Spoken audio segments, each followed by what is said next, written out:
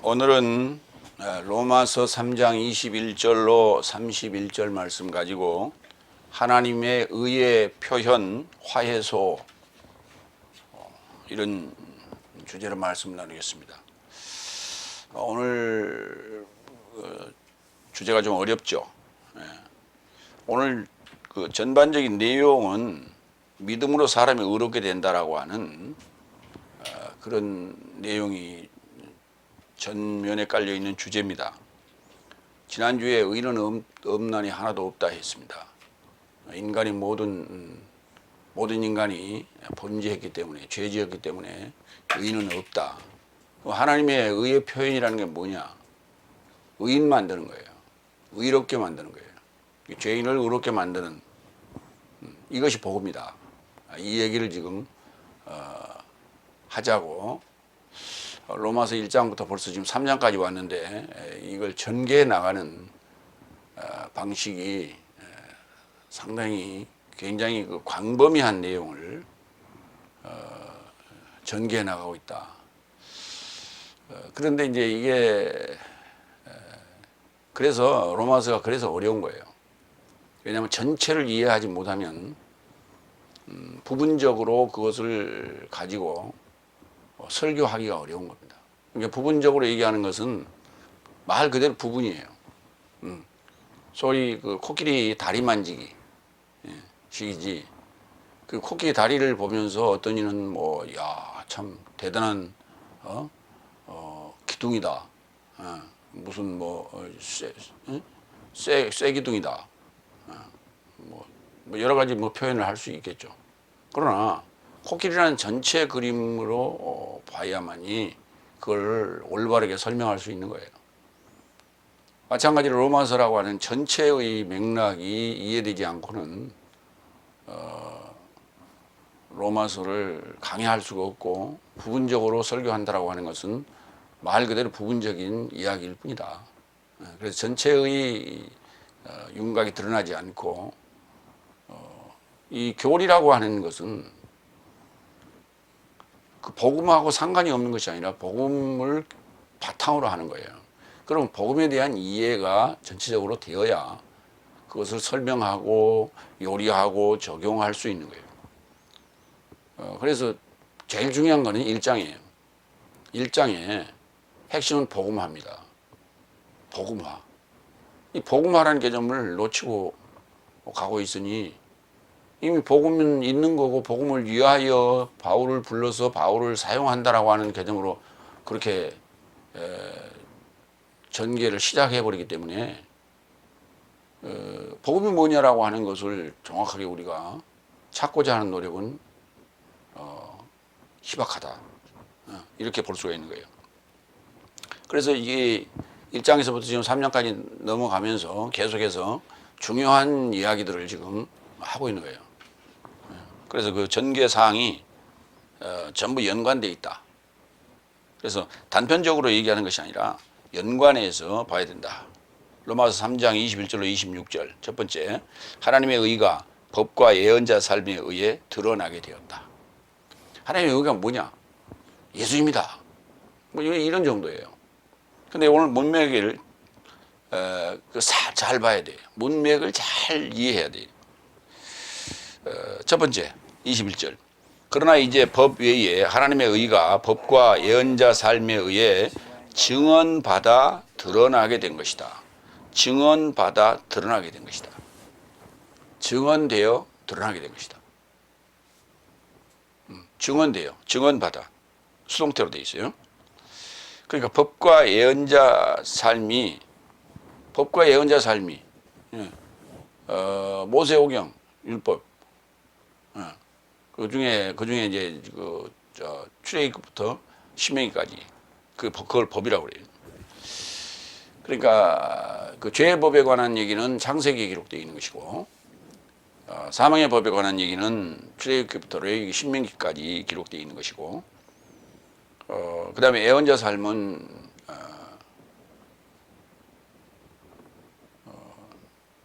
여호수아서부터 말라기까지가 예언자 삶이에요. 그러니까 출애굽기부터 말라기까지가 이게 법과 예언자 삶인데 그것이 전부 지금 증언되어 증언받아 그 증언되어야만 돼. 증언되어야만이 그것이 제대로 증언되어야만이 드러나게 된 거예요. 다시 말해서 넷째 날 다섯째 날을 통과한 자만이 하나님의 의를 맛볼 수 있다는 거예요. 벌써 문맥에 대한 이해가 잘못되고 있는 거예요. 기존의 해석이라는 게. 그러니까 법 외에 하나님의 의가 나타나는데 그 법이라고 하는 건 이제 넷째 날 모세의 법, 사망의 법을 얘기하는 거예요. 법 외에 법과 예언자 삶에 의하여 하나님의 의가 드러나게 되는 거예요. 자, 이 구약에서 그러면 증언하고 있는 내용을 좀 살펴봅니다. 먼저 넷째 날 부분 신명기, 다섯째 날 부분 이사야서를 보겠습니다. 신명기 18장 15절로 20절. 모세에 의한 증언입니다. 네 하나님 여호와께서 너희 가운데 네 형제 중에서 너를 위하여 나와 같은 예언자 하나를 일으키시리니 너희는 그의 말을 들을지니라. 이것이 곧 네가 총회의 날에 호렙산에서 네 하나님 여호와께 구한 것이라. 곧 네가 말하기를 내가 다시는 내 하나님 여호와의 음성을 듣지 않게 하시고 다시는 이 큰 불을 보지 않게 하소서. 두렵건대 내가 죽을까 하나이다 하며 여호와께서 내게 이르시되 그들의 말이 옳도다. 내가 그들의 형제 중에서 너와 같은 예언자 하나를 그들을 위하여 일으키고 내 말을 그 입에 두리니 내가 그에게 명령하는 것을 그가 무리에게 다 말하리라. 누구든지 내 이름으로 전하는 내 말을 듣지 아니하는 자는 내게 벌을 받을 것이요 만일 어떤 예언자가 내게 전하라 명령하지 아니한 말을 제 마음대로 내 이름으로 전하든지 다른 신들의 이름으로 말한다면 그 예언자는 죽임을 당하리라 하셨느니라. 이미 이게 넷째 날 모세에 의해서 여호와께서 하신 말씀이에요. 선포하신 거예요. 그래서 다섯째 날에는 수많은 예언자 삶이 있어 왔습니다. 그게 지금 성경에 기록되어진 내용의 말씀이고 또 그런데 이 시대를 한번 보자고요. 이 시대에 지금 다섯째 날 교회에 선지자가 없어요. 예언자가 없어요. 예언자가 없어요. 다 거짓 예언자들만 있어요. 근데 성경은 인용을 해요. 설교할 때. 그 성경은 그거는 예언이에요. 그러나 해석을 잘못하고 있는 거예요. 자기들 입맛에 맞게끔 자기의 말하고자 하는 목적에 부합되도록 요리해버려요. 그러니까 그거는 거짓 예언자예요. 그러니까 참 예언과 거짓 예언자가 있는 거예요. 이게 동시에 존재하고 있는 거예요. 근데 그 참 예언에 대한 것을 찾고자 하는 노력은 없어요. 왜? 거짓 예언이 너무 달콤하기 때문에.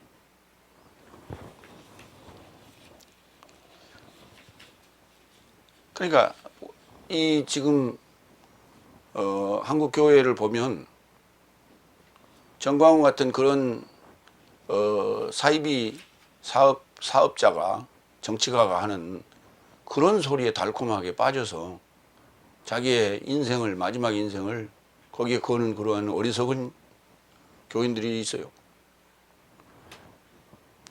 그동안에 그들은 신앙생활을 꾸준히 해왔던 사람들일 거예요. 그러니까 거짓 예언에 이 귀가 아예 이렇게 닳고 다른 거예요. 그래서 그런 소리가 자기 귓전을 때리고 자기를 자극하고 그 나이 먹은 사람들이 70 이상 된 사람들이 무슨 힘이 있어. 그런데 어떤 분노를 자극해 주니까 그것이 힘이 난다니까. 참 놀라운 일이에요.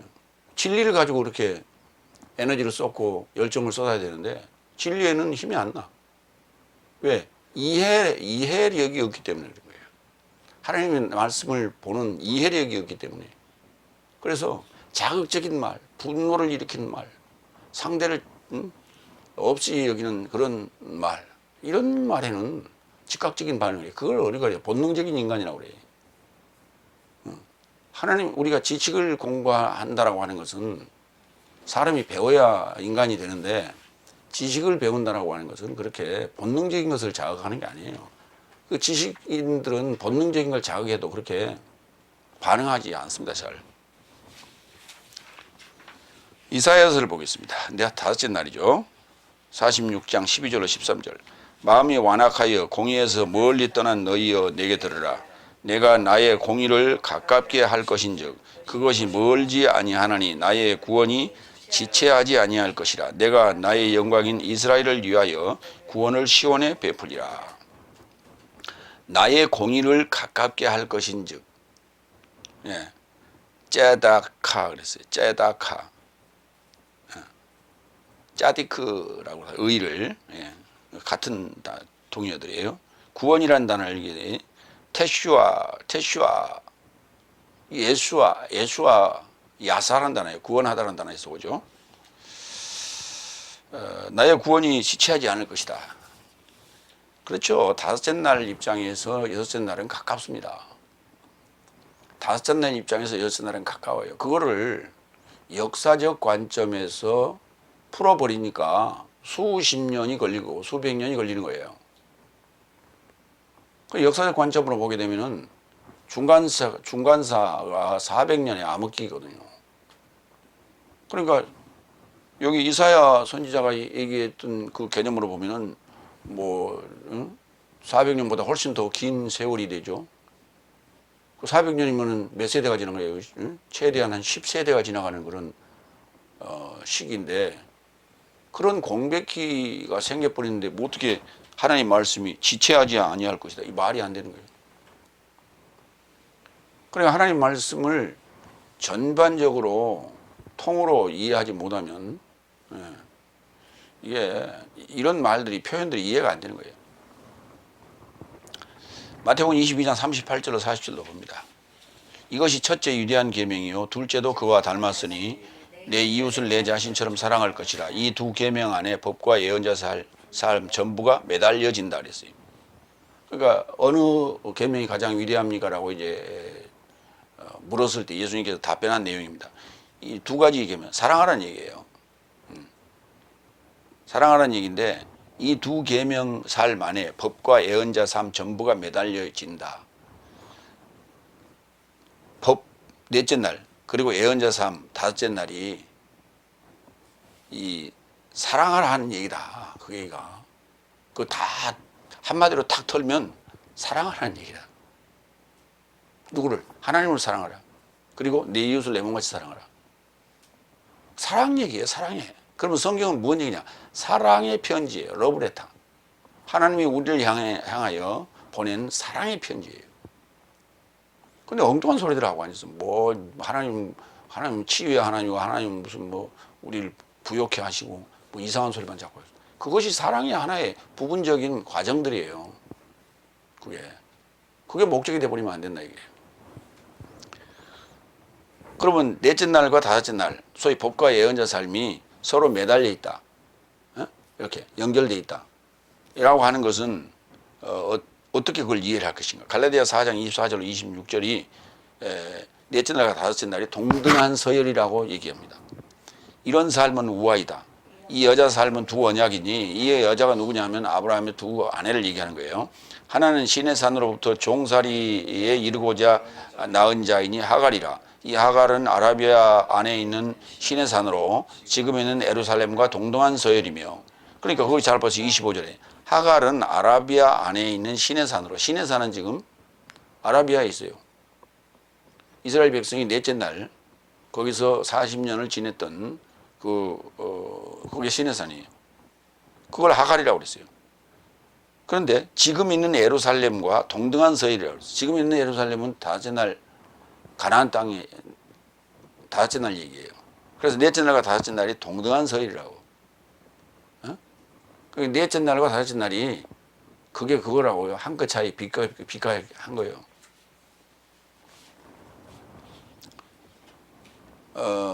우리가 초등학교, 중등학교, 그러니까 우리가 이제 고등교육이라고 안 해요. 고등학교 교육을 그걸 중등교육이라고 그래요. 그리고 대학교 교육을 고등교육이라 한단 말이에요. 그래서 중등학교라고 불러. 중학교, 고등학교를 합쳐서. 그런 거예요. 그러니까 그걸, 왜냐하면 초등학교 6년 아니에요. 그 다음에 중학교 3년, 그 다음에 고등학교 3년, 그래서 두 개 합치면 6년 아니에요. 그래서 6년, 6년이거든. 그러니까 초등교육, 중등교육, 초등교육 6년, 중등교육 6년이에요. 그 중등교육 6년을 반반 나누는 거예요. 그러니까 넷째 날, 다섯째 날이 이게 하갈, 종살이 하는 개념인데, 그 삶인데, 그것을 넷째 날, 다섯째 날 나눠놨다고요. 26절, 그러나 위에 있는 예루살렘은 자유로운 자이니 내 삶 모두의 어머니라. 그래서 여섯째 날은 나눠놨어요. 또 구분해놨어요. 그래서 넷째 날, 다섯째 날, 여섯째 날이 있는데, 넷째 날, 다섯째 날은 동등한 서열이고, 여섯째 날은 위에 있는 자유로운 자, 우리 어머니다. 이렇게 표현하고 있어요. 그래서 이 법과 예언자 삶에 의하여 증언받아 드러나게 됐다라고 하는 것이 바로 종살이하는 그 과정 속에서 구원에 관한 메시지, 메시아에 대한 그 희망을 줬다, 그런 얘기예요. 그러니까 결국은 구약에서 얘기하고자 하는 것은 여섯째 날 예수님의 나타나심, 메시아의 도래에 대한 얘기거든요. 그러니까 예수님에 대한 것을 갈망하는 것은 종살이를 정확하게, 종살이에서 그 고난의 행군을 당해야만이 나를 구원할 예수를 기다리게 되는 거예요. 근데 그게 지금 아니라, 다섯째 날 현재 상황은, 현재 교육은, 현재 교회의 상황은 축복만을 외치고 기복신앙을 갖고 있으니까 예수가 필요 없는 거예요. 예수 안 와도 돼. 그냥 믿고 있는 예수는 헛개비예요. 두 번째로 갑니다. 22절. 그래서 하나님의 의는 그리스도스 예수스의 믿음으로 인하여 모든 삶에 이루고자, 그리고 모든 믿는 삶에 접하는데 하나님의 의는 차별이 없기 때문이다. 자, 하나님의 의는 잘 읽어봐요. 그리스도스 예수스의 믿음으로 인하여 그랬어요. 예수님의 믿음으로 인하여 그랬어요. 예수님이 믿음이 엄청 좋았죠. 그랬기 때문에 그 말이에요. 아니면 예수님께서 믿음을 우리에게 주셨기 때문에 그런 거예요. 그러니까 우리가 믿음을 가졌다는 얘기는 뭐냐면, 창세기에서 말하는 죄에 관한 얘기, 죄의 법. 그 다음에 출애굽기, 레위기, 민수기, 신명기에서 말하는 사망의 법. 그리고 다섯째 날에 예언자 삶에 대한 그 종살이, 넷째 날부터 종살이에 들어가는데, 이 상황이 정확하게 이해가 되어야만이 예수님의 믿음이 이해가 되는 거예요. 그러니까 예수님이 우리에게 전하는 그 메시지가 우리가 믿어져야 되는데, 그 믿어진다라고 하는 게 그 다섯째 날까지의 상황, 다섯째 날까지 상황이 내 삶으로 이해가 되었을 때 예수님의 메시지가 아, 그렇구나 하고 믿어지는 거예요. 그 구원의 메시지거든요. 그걸 복음화 시키기 위한 메시지예요. 그럼 복음화가 된다는 것은 쉽게 얘기하면 이런 거예요.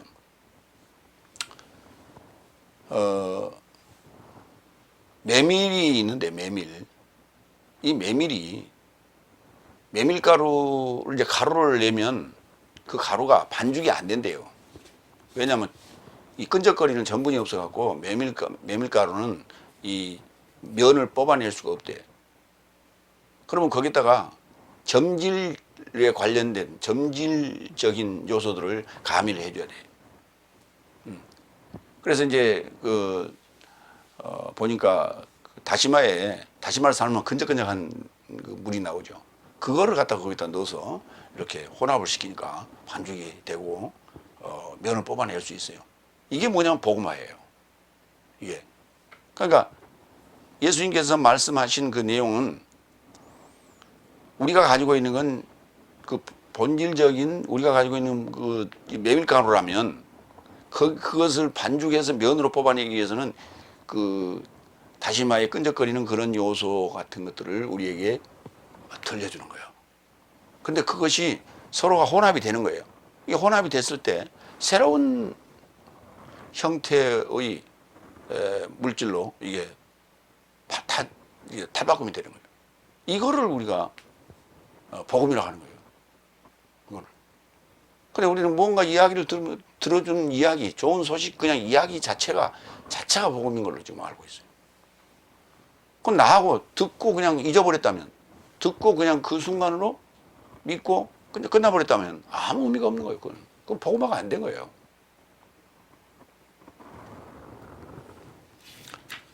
근데 또 봐요. 예수의 믿음으로 인하여 모든 삶에 이루고자예요. 하나님의 의가 모든 믿는 삶에 접하고, 예. 그러니까 모든 삶에 이루고 모든 삶에 접했다라고 하는 것은 예수의 믿음으로 인해서 그랬어요. 그러니까 예수의 믿음이 나를 통과함으로 말미암아 나를 훑어서 내 안에 전부 들어와서 나를 뒤집어 놔서 그 말이에요. 야. 그래서 내 모든 삶에 이르게 되고 모든 삶에 접하게 되는 거예요. 접촉이 됐어요. 그래서 새롭게 탄생이 되는 거예요. 새로운 물질로 이게 탈바꿈 돼서 나타나는데 그게 복음이라 그랬어요. 그 과정을 의라고 그러는 거예요. 의. 그게. 그러니까 의로운 어떤 사상이 들어오지 않으면은 이 죄라고 하는 육체의 이 소욕은 변하지 않습니다. 그래서 하나님의 의라고 하는 하나님의 의를 사상으로 우리에게 들어주는 것이 아니라 예수님이라고 하는 하나님의 아들이 나타나서 몸소 실천하시면서 메시지를 우리한테 주는 거예요. 그래서 우리가 공감을 하게 되는 거예요. 그걸 예수님의 믿음이라고 그러는 거예요. 그러니까 이 하나님의 의라고 하는 것은 이거다라고 하는 것이 아니라 과정이에요. 그 과정이 나를 의인으로 바꾸는 과정을 하나님의 의라고 하는 거예요. 그러니까 하나님의 의의 표현이 예수님이에요. 그럼 예수님을 통해서 그 믿음이 나에게 실현되고 그것이 완성됐을 때 의인이 되는 거예요. 그 의인이 되는 과정을 그걸 복음이라고 하는 거예요. 그런 그 내용을, 그 소식을, 전반적인 소식을.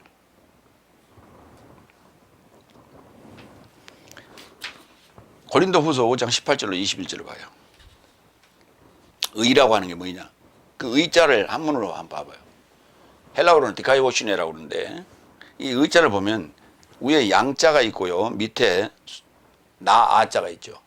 나와 양이 하나가 되는 거예요. 예수님이라고 하는 양과 나와 하나 되는 건데 나아자에 보면 왼쪽에 손수자가 있고 오른쪽에 창과자가 있어요. 그러니까 손으로 창을 잡고 양을 잡는 거예요. 그래서 그 양 고기를 먹는 거예요. 내가 양을 먹는 거. 그걸 우리가 유월절 양이라고 그러는 거예요.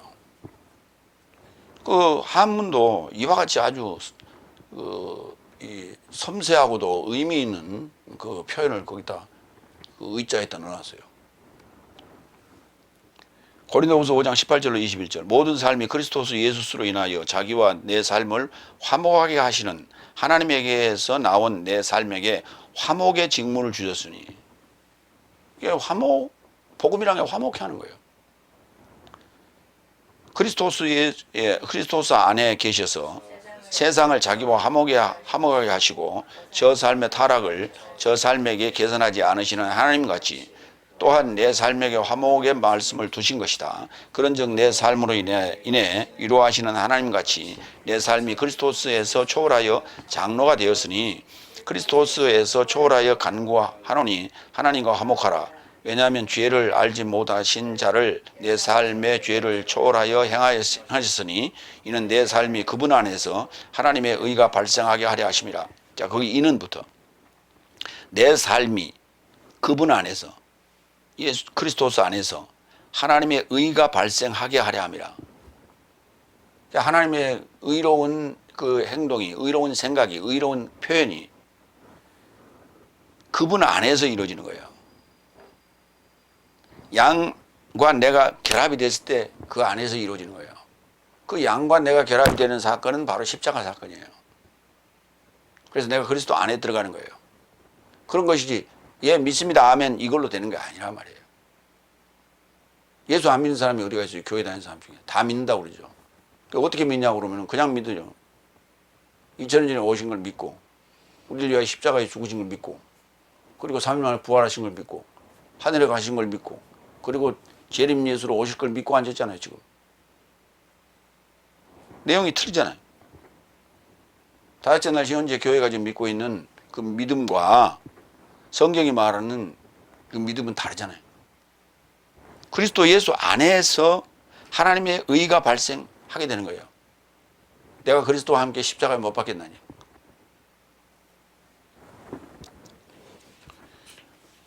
나라와 의에 대해서 보겠습니다. 마태복음 6장 33절 그런즉 네 삶은 먼저 하나님의 나라와 그의 의를 찾으라. 그리하면 이 모든 삶이 너에게 더해질 것이다 그랬죠. 거기에서 나라라는 개념은 삼위일체 개념이에요. 아버지와 말씀과 성령이 하나요?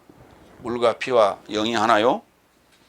이 나라, 삼위일체 개념의 나라의 복음에 대한 얘기고요. 그 다음에 그의 의를 찾으라. 그의 의, 디카이오시네, 의라는 단어의 명사, 여성명사. 디카이오, 의롭게 하다. 디카이오마, 의로운 행동. 그 다음에 디카이오스, 의로운 또는 의로운 자 이렇게 되는 거예요. 형용사예요. 그러니까 뭘 찾는가? 의로운 행동을 찾는 거예요. 의로운 행동을 찾는 거예요. 그 의로운 행동을 하는 자가 의로운 자예요. 그걸로 줄이면 의인이라고 불러요. 그러니까 하나님이 의를 행하시기 때문에 하나님이 의인이에요. 근데 하나님은 사람이라고 표현할 수 없잖아요. 그래서 그 의인이 누구냐면 예수님이에요. 의로운 행동을 하시는 분이. 그것을 나와 결합하여 나로 말미암아 의로운 삶을 살게 하시는 거예요. 또한 의인의 상을 우리에게 주시는 거예요. 의인을 영접하는 자는 의인의 상을 받을 것이라 그랬죠. 왜냐하면 의인은 없고 모든 삶이 죄 아래 있으니 하나님의 의가 차별이 없다고 그랬어요. 그러니까 유대인에게만이 아니라는 거예요. 유대인이라는 개념은 넷째 날, 다섯째 날 개념을 지금 유대인이라 하는 거고, 모든 삶이 차별이 없다.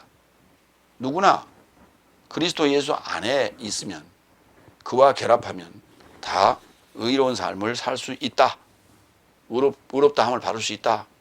성경은 그렇게 얘기하는 거예요. 그래서 차별이 없다는 거예요. 세 번째로 갑니다. 23절로 25절. 왜냐하면 모든 삶이 죄지었고 하나님의 영광이 미달되자 그리스도 예수 안에 구속으로 인한 그의 은혜로 값없이 의롭게 되었으니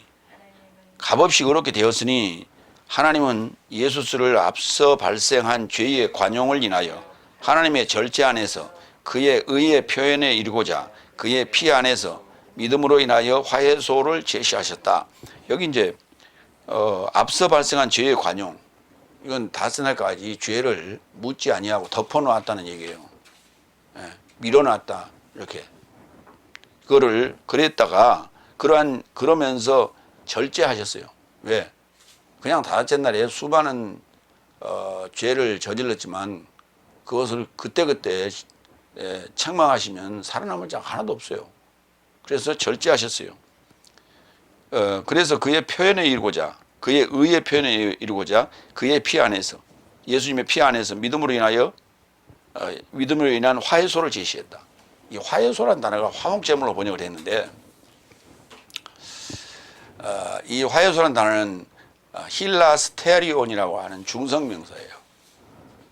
그걸 이제 화목제물로 이렇게 표현했어요. 그 단어를 좀 그러니까 힐라스테리온은 화해소 또는 화목제물. 그 다음에 힐라코마이는 화해하다.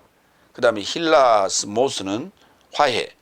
그 다음에 그렇죠. 그 단어들을 좀 먼저 보겠습니다. 히브리서 2장 17절로 18절. 그렇기에 저가 모든 삶을 조차 형제 삶에게 동등하게 된 것이 의무이니 이는 저가 백성의 죄 삶을 화해받게 하려고 하나님을 향한 삶에게 자비롭고 신실한 대제사장이 되려 하심이라. 저가 그 안에서 시험을 받아 고난 받으셨으니 시험 받는 삶에게 도와줌이 가능하다. 저는 예수님을 얘기하는 거죠. 그러니까 저가 예수님이 백성의 죄 삶을 화해받게 하려고, 화해받게 하려고, 이 화해받는다는 동사예요. 요한일서 4장 10절 볼까요? 사랑은 이것 안에 있나니 내 삶이 하나님을 사랑하는 것이 아니요 오히려 하나님이 내 삶을 사랑하셨고 그의 아들을 내 삶의 죄의 삶에 대하여 화해로 파견하셨다. 화해로 파견하신 거예요. 화해. 형용사입니다. 히브리서 9장 4절 5절. 금양단과 전부 금으로 덮은 언약궤를 가졌으니 그 안에 만나를 가진 금항아리와 쌍난 아론의 지팡이와 언약의 널판 삶이 있고 그 위편 화해소를 덮는 영광의 그룹 삶이 있으니 이런 삶에 관하여 이제 부분적으로 말하지 않는다. 그러니까 화해소 위에는 그룹이 있고 영광의 그룹이 있고 그 화해소 안에는 금양단과 전부 금으로 덮은 언약궤를 그 언약궤죠. 그게. 그러니까 그 화해소 뚜껑이 언약궤의 뚜껑이 화해소예요. 언약궤의 뚜껑이 화해소예요. 그리고 거기에 영광의 그룹이 이렇게 덮인 그 지성소의 얘기죠. 그래서 그 언약궤 안에는 금양단 뭡니까? 그 만나를 가진 금항아리와 쌍난 아론의 지팡이, 그러면 언약의 두 돌판이 있죠. 그걸 덮는 거를 그걸 화해소라고 그래요. 거기서 우리를 만나 주시겠다 그랬어요. 네. 거기서 나를 만나 주시겠다. 거기서 나를 그 죄로부터 이렇게 해방시켜 주시겠다는 그 뚜껑을 열어 주시겠다는 얘기죠.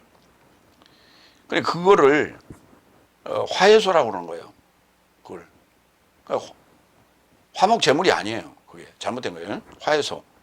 그 어딘지 지성소 안에 있다. 그 지성소 한문으로 거룩하고 그 들어가는 거예요. 깊이 있는 저 안에 지 이르다 다다르다 마지막에 도달할 그 성스러운 장소 그걸 이제 지성소로 이렇게 표현했어요. 성경에는 뭐냐면 성소 중에 성소라고 되어 있어요. 그래서 예수님의 은혜의 피 안에서 의롭게 하시려고 믿음으로 인한 화해소를 제시했다. 화해소를 제시했다. 근데 그것을 여기 뭐라 했어요? 이런 삶에 관하여 이제 부분적으로 말하지 않는다고 그랬죠. 부분적으로 말하지 않는다는 말은 무슨 말이냐? 이거는 뭐고 저거는 뭐 이렇게 따로 얘기하는 게 그 통으로 얘기하겠다. 그 통으로 얘기하는 그 성전이 뭐냐? 저와 여러분이란 말이에요. 저와 여러분을 성경은 성전으로 얘기하고 있고 그거를 넷째 날에는 모세에게 하늘의 모형으로 보여준 그 뭡니까? 장막. 그다음에 그 장막 안에 그 기구들. 그다음에 성소와 지성소의 떡상과 그다음에 분향단과 이런 것들 전부 다 지금 이걸 그 하나하나를 이제 전부 다 만들었고 하나하나를 또 이동했고 또 설치했고 그랬는데 그게 통으로 이해해야 된다 이제는 하나의 통으로 이해해야 된다. 그 통으로 이해하는 그게 누구냐? 사람이라니. 믿는 자 속에서 안에서 이 화해의 장소가 그 안에 있다. 그걸 화해소라고 한다. 그러니까 믿음이라고 하는 것은 우리가 생각으로 되는 것도 아니고 입으로 되는 것도 아니고 내가 그분의 성전이 돼야 되는 거예요. 하나님의 성전이 돼야만이 이게 의인이 되는 거고 의로워지는 거고 믿음이 있다 이렇게 얘기하는 거 복음화가 됐다 말할 수 있는 거예요. 요한일서 4장 10절 사랑은 이것 안에 있나니 다 봤죠. 네 번째로 갑니다. 26절. 이제 때 안에서 그의 의의 표현을 향하여 예수의 믿음에서 나온 자를 의롭다 하고 그를 의로운 실존에 이르고자 함이다. 그러니까 이제 갈라디아 2장 19절 20절 얘기해요. 내가 죄의 법으로 인하여 사망의 법으로 죽었나니 하나님으로 살고자 합니다. 내가 그리스도와 함께 십자가에 못 박혔나니 그런지 이제 내가 산 것이 아니요 내 안에 그리스도께서 사신 것이다. 나를 지금 표현한 거예요. 나를 거듭난 나를 표현했는데 내가 산 것이 아니라 내 안에 그리스도께서 살고 계시다 이렇게 표현했어요. 그거를 그 자를 예수의 믿음에서 나온 자라 이렇게 말하는 거예요. 그리고 그를 의롭게 의롭다 하고 의인이라 하고 그 다음에 의로운 실존에 이르고자 합니다. 의로운 실존이라는 게 의인이라는 얘기예요. 의를 실천하는 자, 의를 가지고 있는 자. 그러니까 의인 만들고자 함이라는 거예요. 그래서 하나님의 의의 표현으로 화요소를 제시하셨다. 그 화요소라는 얘기는 구약에서 뭐 수없이 언급된 것이고 그것이 이제 신약에 와서 히브리서의 화요소로 등장하는 거예요. 구약에서는 그걸 뭐라 하냐면 뚜껑이라 했어요. 뭐냐면 덮어 놓는 거예요. 이걸 관용 그랬어요. 아까 관용. 그 덮어 놨다. 절제하시는 거죠. 오래 참으시고 참고 기다리는 거예요. 뭐 할 때까지? 다섯째 날이 그 기한이 찰 때까지. 그래서 때 안에서 그랬죠. 하나님의 의의 표현을 하시게 되는데 이 때 안에서라는 게 뭐냐면 6월절을 얘기하는 거예요. 6월절 때, 6월절 절기, 카이로스. 보니까 카이로스 그 시간과 크로노스 시간이 있는데 크로노스 시간은 하나님의 것이고 카이로스는 우리 것이다. 뭐 그렇게들 신학에서 얘기하고 있고 철학에서도 그렇게 얘기하고 있다고 그래가지고 그것들을 가지고 그 쓰고 있는 사람들이 있어요. 어디는 보니까 크로노스 뭐 그걸 회사 이름으로 쓰는 데도 있고 건물에도 붙여놓고 그게 크로노스가 뭐냐면 기간이라는 단어예요. 기간. 카이로스는 때나 절기라는 얘기고 그러니까 얼마나 무식이 통통 튀는지 나는 이해가 안 가. 지나다니면서 보면 보여요. 저 신정동에 있고 저쪽에 가면은 저기 그 양평동에 있고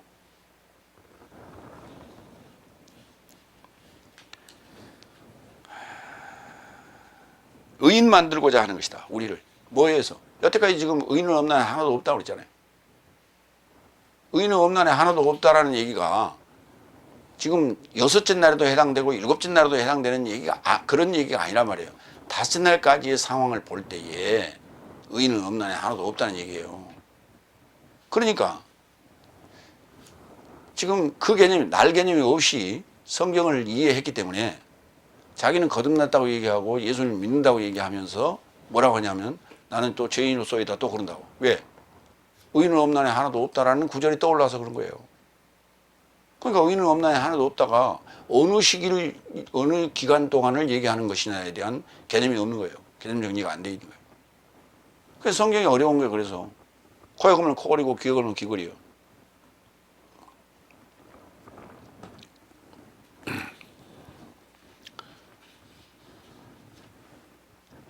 로마서 3장 30절. 그런 까닭에 하나님은 한 분이시니 그가 믿음에서 난 할례와 믿음으로 인한 무할례도 의롭게 하실 것이다. 보세요. 의롭게 하실 것이라 그랬잖아요. 의인은 없나니 하나도 없다는 얘기는 다 죄인한 얘기를 유대인도 죄인이요 헬라인도 죄인이요 모든 사람이 다 죄인이라는 얘기를 전제로 해놓고 그 다음에 하나님의 의로운 표현이 의의 표현이 우리를 의롭게 만드는 거예요. 뭣도 할례자도 무할례자도. 그러면 여기 다 포함되는 거 아니에요. 유대인도 비유대인도.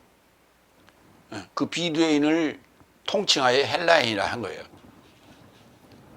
로마서 1장 16절로 17절. 왜냐하면 나는 그리스도스의 복음을 부끄러워하지 않는다. 복음은 구원에 이르고자 믿는 모든 자에게 하나님의 능력이다. 첫째는 유대인에게 그리고 헬라인에게로다. 왜냐하면 의인은 믿음에서 나서 살 것이라 기록된 바와 같이 그 복음 안에서 하나님의 의가 믿음에 이르고자 믿음에서 나서 계시된다. 예. 의인은 믿음에서 나서 살 것이라 했죠. 그러니까 의인이라고 하는 이제 믿음으로 말미암아 거듭난 자는 의인이라고 부르는 거예요. 그럼 의로운 삶을 살아야죠. 그렇게 이게 바로 하나님의 의의 표현이에요. 그러니까 여섯째 날 과정을 얘기하는 거예요. 하나님의 의의 표현은 여섯째 날에 이루어지는 거예요. 그리고 의인의 삶은 일곱째 날에 이루어지는 거예요. 로마서 1장 1절 사도로 초청된 그리스도스 예수스의 종 바울로스는 하나님의 복음에 이르고자 지명된 것이다. 하나님의 복음화 되려고 지명된 것이에요. 그래서 여섯째 날 하나님의 의의 표현에 의하여 복음의 사도가 된 거예요.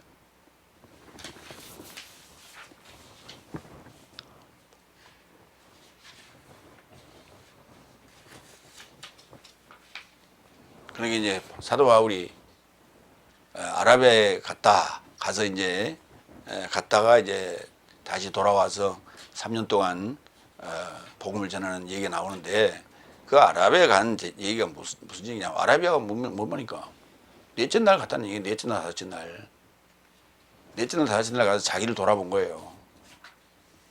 그러면서 하나님 말씀과 예수님 말씀과 내가 뭐가 잘못되어 있는가, 지금까지 내가 다섯째 날 어떻게 살아왔는가, 그리고 하나님의 지금 의로운 표현의 결과물이 뭔가라고 하는 것들을 거기서 이 화해소에서 만나서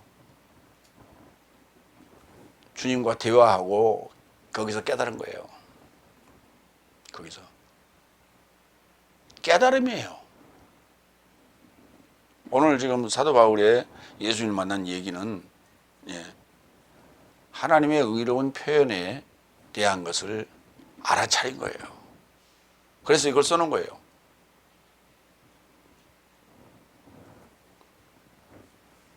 근데 눈에 베이는 것만 말하는 본능적인 지식인들이 그걸 지식인이라고 그래요. 에? 그들이 보는 것만 얘기하고 있어요. 그게 아니 보는 것으로 우리가 믿고 보는 것으로 알고 보는 것으로 이해하려면요 관광 한번 갔다 오면 돼요. 이스라엘. 그럼 성지 둘러봐서 그걸 성지 순례라고 그러는데 성지에 한번 갔다 오면 여기 예수님이 탄생한 데고 여기 예수님께서 팔복을 전하신 데고 여기 예수님께서 고난받으신 데고 예수님께서 십자가에 여기서 죽으신 데고 여기서 부활하신 데고 그럼 평생을 매주일마다 가서 기도하면서 그 설교를 들을 필요가 뭐 있어? 가서 현장 답사만 하면 끝이지. 생생하게 현장감이 살아있고 늘 기억 속에 살아있잖아요. 그걸 찍어갖고 오면 더 좋아. 동영상으로 찍어다가 맨날 보면 돼. 시간상 못 간 분들, 여기 여행 동영상으로 세계 여행 해가지고 특히 지금 유튜브 같은 데도 성지순례 해가지고 올리는 거 많아요. 가서 그거 보면 돼.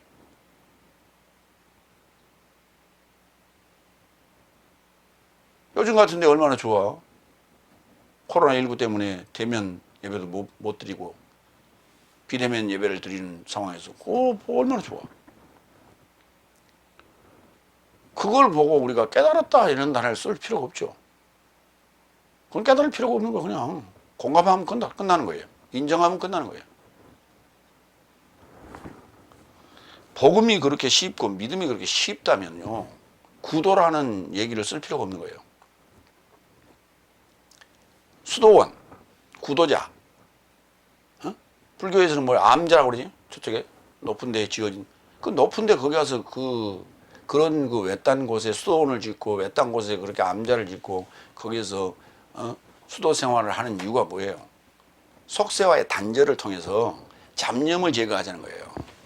깨달음에 있어서 잡념이 그것을 방해하기 때문에 그것을 단절시키고자 하는 노력인 거예요. 고뇌. 그게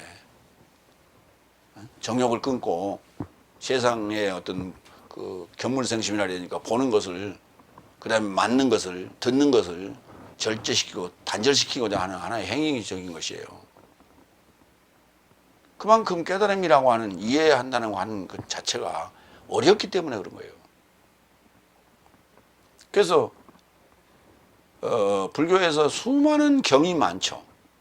수많은 불경이 있는데, 그러니까 만인 만색이에요.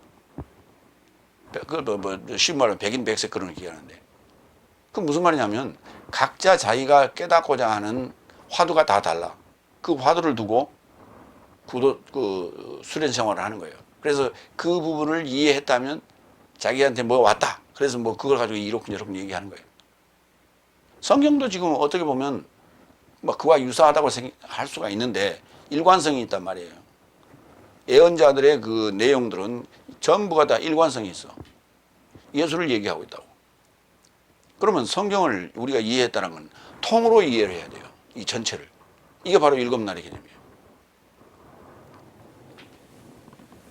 두 번째로 넘어갑니다. 로마서 3장 27절 31절. 믿음으로 사람이 의롭게 됨을 인정한다. 인정해.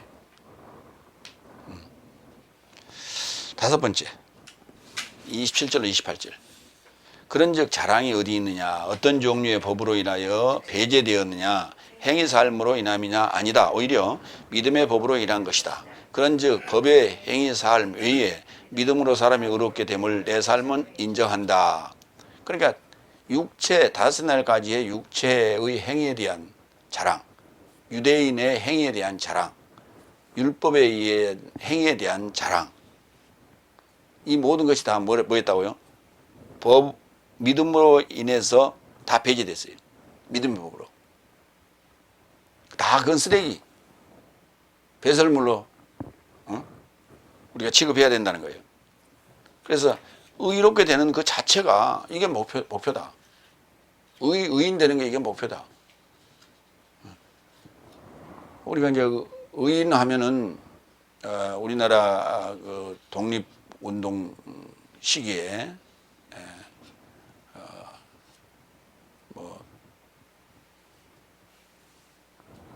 자기 목숨을 버려가면서 그 외놈들을 처단했던 그런 사람들이 많죠. 임진왜란 때 의병장 그래서 의병장 그렇게 얘기하죠. 그다음에 이제 임진왜란 일제 36년 그 강제 병합 시기에는 의인. 그다음에 독재 정부와 항거했던 사람들도 의인. 세상적인 의인이에요. 인간적인 의인이에요. 그러니까 그런 인간적인 의인들도 뭐냐면 자기 목숨을 버리는 거예요. 그래서 우리가 그래서 의인이라고 그러는 거예요. 그러면 나도 이제 죄인에서 의인으로 바뀌려면 내 목숨을 버려야 돼요. 내 목숨을 버려야 되는데 그것을 보이는 목숨을 버리는 것이 아니라 나 존재, 자존감 자체를 버리는 거예요. 그리고 그걸 이제 우리가 자랑이라고 그래요. 다 털어서. 자, 요한복음 3장 14절로 18절 보겠습니다. 그리고 모슈스가 광야 안에서 뱀을 높인 것 같이 그가 사람의 아들로 이같이 높임을 받음이 마땅하다. 여기에서 이제 과정이 뭡니까? 과정이 십자가 사건.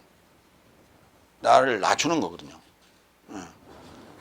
그랬을 때 높아지는 거예요. 그게 의인이라는 것은 결국 높아지는 거예요. 뭐 할 때? 가장 낮아졌을 때. 그러니까 높고자 하는 자는 낮추라.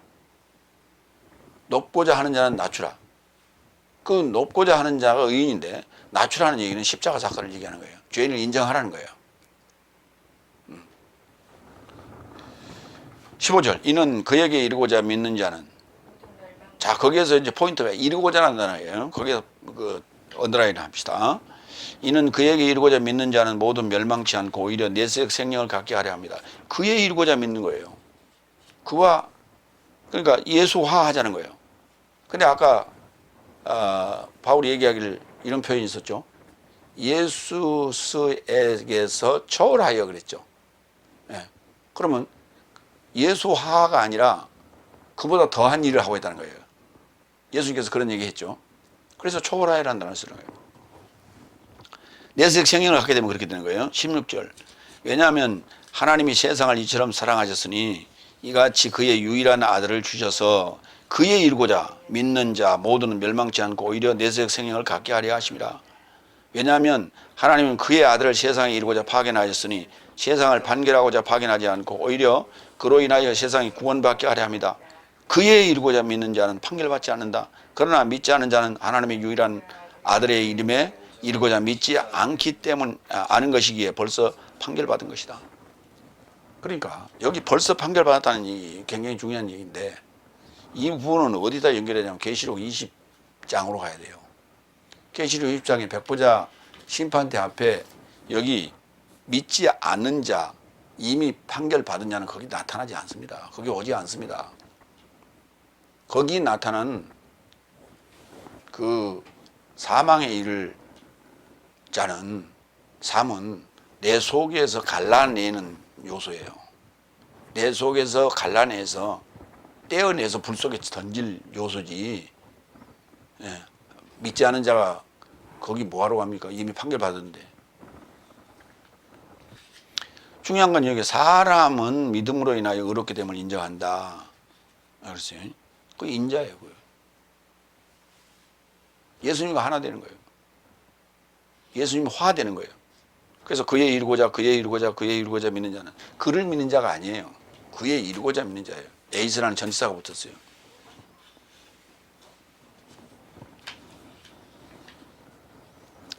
빌립보서 3장 5절로 9절. 여기 자랑이 뭐냐?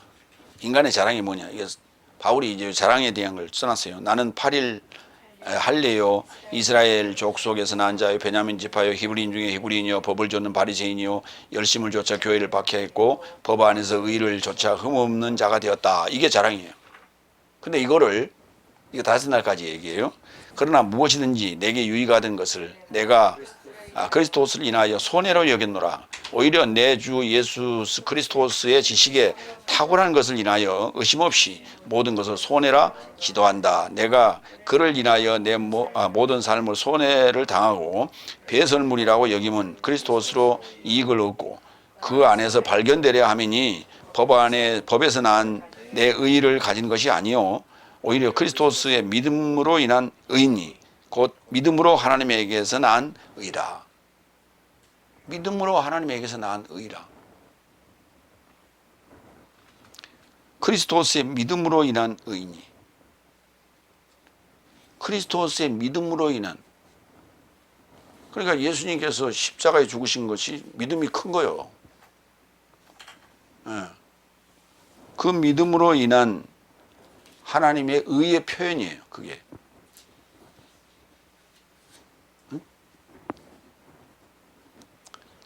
이런 거예요.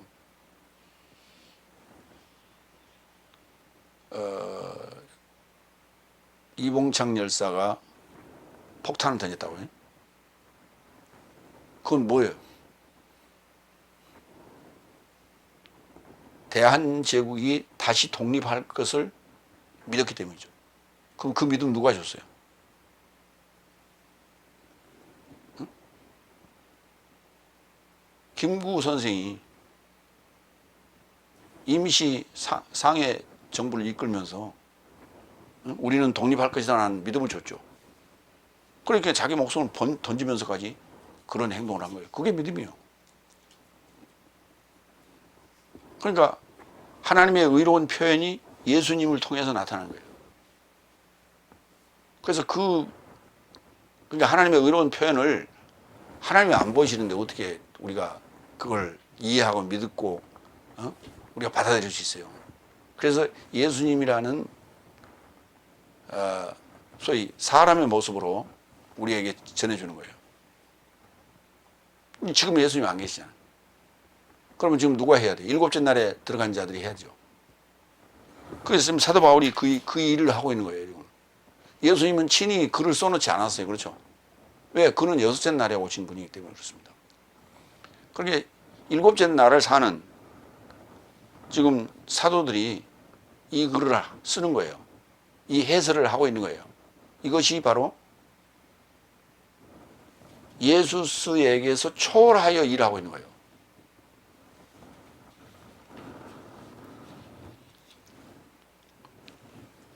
그래서 믿음으로 난 의다 그랬어요. 이게 하나님의 의로운 표현인 거예요. 그게 하나님의 의가 나타나는 것이 언제 나타나냐? 일곱째 날에 나타나는 거예요. 그럼 여섯째 날을 거쳐야 되겠죠. 다섯째 날까지는 나타나지 않았어요. 다섯째 날에는 예언만 했어요.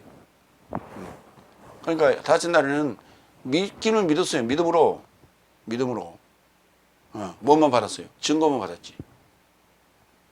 그러나 연통은 받지 못했어요. 통으로 받지 못했다고. 부분적으로는 믿었단 말이에요. 그럼 법이 뭐냐? 로마서 5장 13절로 14절. 죄가 법이 있기까지 세상 안에 있었으나 법이 있지 않을 때 죄가 인정되지 않았으나 오히려 아담부터 모세스까지 아담의 범죄와 동일한 것에 접하여 죄짓지 아니한 삶에도 접하여 사망이 통치하였으니 아담은 기대하는 자의 표본이다. 아담은 죄인의 표본이에요. 죄가 있기까지 세상에, 그러니까 법이 없을 때는 죄로 인정되지 않았어요. 법이라고 하는 것은 죄를 알려주는 거예요. 뭐라고? 사망이라고. 죄 지으면 사망이다 라고 하는 걸 알려주는 거예요. 하나님은 한 분이시다 그랬죠. 예. 여섯 번째 30절. 하나님은 유일하게 유대인 삶의 하나님이시냐? 열국 삶의 하나님도 아니냐? 그렇다. 열국 삶의 하나님도 되신다. 그런 까닭에 하나님은 한 분이시니 그가 믿음에서 난 할례와 믿음으로 인한 무할례도 의롭게 하실 것이다. 이 할례를 받는 것도 이것도 믿음이었어요. 다섯째 날까지 믿음이에요. 다섯째 날까지 믿음. 넷째 날에도 그래 행했어요. 예, 모세도 행했기 때문에 아들에게도 행하고 그걸 이제 믿음으로 난 할례라 이렇게 표현했어요. 그 다음에 믿음으로 인한 무할례도 그랬어요. 믿음에서 난 할례, 그 다음에 믿음으로 인한 무할례. 믿음이 통과한 거예요. 다 의롭게 하실 것이다. 그러니까 유대인의 하나님 따로 있고 헬라인의 하나님 따로 있는 게 아니다. 유대인의 하나님 따로 있고 열국 따로 있는 게 아니라 이게 다 한 분 하나님이라.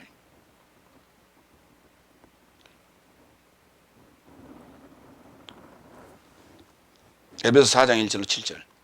그런즉 네 삶이 초청받은 초청에 합당하게 활보하도록 주 안에서 포로된 내가 네 삶을 위로한다. 모든 겸손과 온유와 결합하여 진노를 멀리함과 결합하여 사랑 안에서 서로 용납하여 평화의 연합 안에서 성령의 통일을 지키도록 힘쓰라. 한 몸과 한 성령이니 내 삶도 이와 같이 네 삶의 초청의 한 소망 안에 초청받은 것이라. 한 주요 한 믿음이요 한 세례이니 한 하나님과 모든 삶의 아버지는 모든 삶에 접하고 모든 삶에 통하고 모든 삶 안에 계시는 분이다. 내 삶 각자 하나에게 그리스도스의 선물의 분량을 조차 은혜가 주어졌다. 평화의 연합, 그 다음에 성령의 통일을 지키라 그랬어요. 그러니까 교파가 따로따로 많고 교단이 따로따로 있고 할지라도 성령의 통일을 지키라. 평화의 연합, 성령의 통일을 지키라. 교리적 통일은 이루어져야 된다는 게. 근데 교리가 다 다르고 다 지금 나눠져 있는 거예요, 사실은. 응? 그러니까 성령의 통일을 지키라는 얘기는 한 성령에게서 받은 교리라면 교리가 똑같아야죠. 근데 어떻게 다섯째 날에 수많은 교파, 교단이 존재하는데 물어보면 왜 나눠졌냐고 다 조금씩 교리가 틀리대. 그러면 한 성령이 아니에요. 한 주도 아니고 한 믿음도 아니에요. 다 틀려. 따로따로요. 성령의 통일이 이루어지지 않았어요. 근데 우리는 같은 성령을 믿는다고? 같은 성령을 믿는데 어떻게 말하는 게 틀리고 생각하는 게 틀리고 추구하는 교리가 달라. 그러면서 어떻게 평화의 연합을 하자고 그래. 말이 안 되는 거예요. 그러니까 에큐메니컬 운동, 평화의 연합이라고 하는 것이 지금 지구상에서 이루어지고 있는데 그것은 허울뿐이에요. 허울만 있을 뿐이에요. 허울 좋은 것이지 진정한 그게 연합이 아닌 거예요.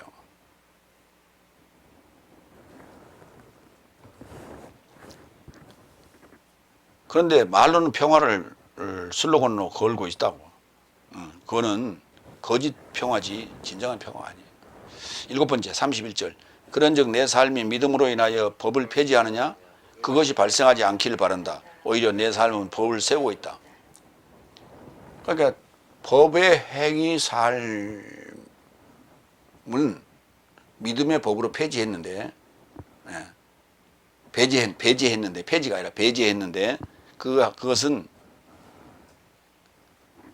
법을 폐지한 건 아니란 말이에요. 그러니까 지금 내가 넷째 날, 다섯째 날에 대해서 그 잘못된 것들을 지적을 하는데 그것은 배제할 뿐이에요. 뭐에 대해서? 평화의 연합에서 일단 배제하고, 왜냐하면 성령의 통일을 위해서는 이쪽으로 지금 오라는 요구죠. 그건 어쩔 수 없어요. 평화의 연합이 이루어지려면 성령이 통일돼야 되니까 따로따로 우리가 다른 생각을 가지고 있고 다른 교리를 가지고 있고 다른 사상을 가지고 있는데 어떻게 연합이 돼? 불가능하죠. 그래서 지적하는 거예요. 그래서 법을 폐지하는 건 아니라는 얘기예요. 넷째 날, 다섯째 날은 어쩔 수 없어요. 그 과정을 거쳐야 되니까. 나도 그 과정을 거쳐왔으니까. 예수님께서도 그랬죠. 마태복음 5장 17절. 네 삶은 내가 법이나 예언자 삶을 폐지하러 온 줄로 생각해서는 안 된다. 폐지하러 온 것이 아니라 오히려 채우러 왔다고요. 완전케 하려 오는 게 아니라 채우려 왔다고요. 플레로라는 단어를 썼어요. 로마서 13장 8절로 10절. 서로를 사랑하는 것 말고는 한 사람에게도 아무런 빚지지 말라. 왜냐하면 다른 자를 사랑하는 자는 법을 채운 것이다. 9절 뒷부분 봅니다. 또한 어떤 다른 계명일지라도 네 이웃을 내 자신같이 사랑하라 하신 말씀 안에 포함되었다. 사랑은 이웃에게 악을 행치 않나니 그런즉 사랑은 법의 채움이다. 그러니까 채운다는 말은 비운다는 말의 반대말이고, 세운다는 말은 폐지한다는 말의 반대말이고, 완성한다는 말은 미완성의 반대말이에요. 그러니까 채운다는 말이나 세운다는 말이나 완성한다는 말이나 사실은 같은 말이에요. 그러니까 완성돼야 세우고 채워져야 세우는 거죠. 졸업해야 졸업장 주고 자격증 주고 세우는 거예요. 그래서 뭘로 채우느냐? 사랑. 이 사랑이 하나님의 의의 표현이에요. 이게 사랑. 그래서 아까 러브 스토리라고 그랬죠. 성경이 마무리합니다. 법의 행위에서가 아니라 예수스의 은혜의 믿음으로 의롭게 되는 것을 하나님의 의의 표현이라 한다. 예수스의 믿음에서 난 자를 의로운 실존에 이르게 하는 것은 그리스도스의 해설로 채워주는 사랑이에요. 이게. 그러니까 복음을 전하는 설교 시간은 사랑의 메시지를 듣는 거예요. 그것이 나를 사랑해서 하는 소리예요. 뭐하라고? 의인되라고. 뭐하라고? 법이 채워지게 하라고.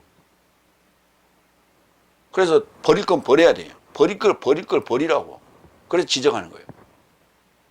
지적하는 것은 배제시키는 거고, 그러면 그 나머지는 뭐예요? 사랑이에요. 그러면 그걸 빠지면 뭘로 채워져? 사랑으로 채워지. 하나님이 나를 이렇게 사랑하시는구나. 죄인을 의인 만들으시려 이러시는구나. 그 사랑을 느껴야 돼. 사랑이 없이는 법에 채워져 완성되지 않는다. 이 완성됐다라고 하는 것은 삼위일체를 채우는 일이에요.